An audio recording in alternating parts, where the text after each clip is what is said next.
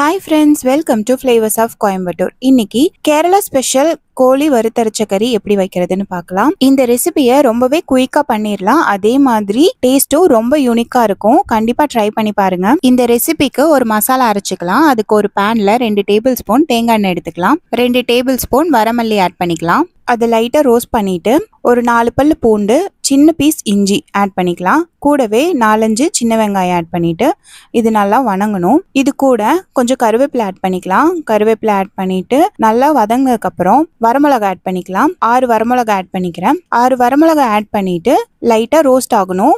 Roast ஆனதுக்கு அப்புறம் 1/2 cup துருவின தேங்காய் ஆட் பண்ணிக்கலாம். தேங்காய் நல்லா லைட் ப்ரௌன் கலர்ல மாறுற வரைக்கும் ஃப்ரை பண்ணணும். மீடியம் ஃப்ளேம்ல வச்சுட்டு ஃப்ரை பண்ணிட்டு இருக்கணும். ஒரு 2-3 மினிட்ஸ்ல ப்ரௌன் கலர்ல ஆயிடும்.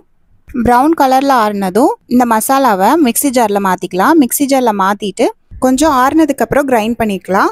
கிரைண்ட் பண்ணிட்டு 2 தக்காளி ஆட் பண்ணிக்கிறேன். தக்காளியை கட் பண்ணி ஆட் பண்ணிட்டு கூடவே கொஞ்சம் மஞ்சத்தூள் ஆட் பண்ணிக்கலாம். மஞ்சத்தூள் ஆட் பண்ணிட்டு கொஞ்சம் தண்ணி சேர்த்து மசாலா அரைச்சி எடுத்துக்கலாம். இப்போ குழம்பு தாளிச்சு விட்டுலாம். அதுக்கு ஒரு பாத்திரத்துல தேங்காய் எண்ணெய் ஆட் பண்ணிட்டு பட்டை, கிராம்பு, ஏலக்காய், கொஞ்சமா சோம்பு ஆட் பண்ணிட்டு கருவேப்பிலை ஆட் பண்ணிக்கலாம். கருவேப்பிலை நல்லா பொரிஞ்சதும் கழுவி வச்சிருந்த சிக்கன் ஆட் பண்ணியிருக்கிறேன். சிக்கன் மஞ்சத்தூள், உப்பு போட்டு வாஷ் பண்ணி வச்சிருக்கேன். இப்போ சிக்கன் போட்டுட்டு நல்லா மிக்ஸ் பண்ணி விட்டுட்டு கவர் பண்ணி ஒரு 1 மினிட் குக் பண்ணோன்னா சிக்கன்ல இருந்து தண்ணியெல்லாம் வெளியே வந்துடும்.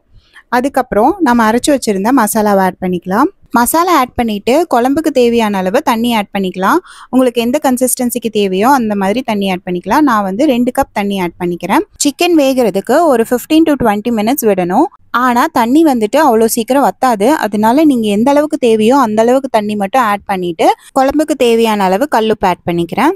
லிட்டை க்ளோஸ் பண்ணி ஒரு 10 மினிட்ஸ் குக் பண்ணிட்டு அதுக்கப்புறம் லிட்டை ஓப்பன் பண்ணிட்டு 5 to 10 மினிட்ஸ் குக் பண்ணிக்கலாம். டோட்டலாக 15 to 20 மினிட்ஸ்ல சிக்கன் நல்லா குக் ஆகி குழம்பு சூப்பராக ரெடி ஆயிருக்கும். எண்ணெயெல்லாம் பிரிஞ்சு வந்துருச்சு பாருங்க. இதே மெஷர்மெண்ட்ல இந்த ரெசிபியை ட்ரை பண்ணி பாருங்க. சேனலுக்கு மறக்காம சப்ஸ்கிரைப் பண்ணுங்க. தேங்க்யூ.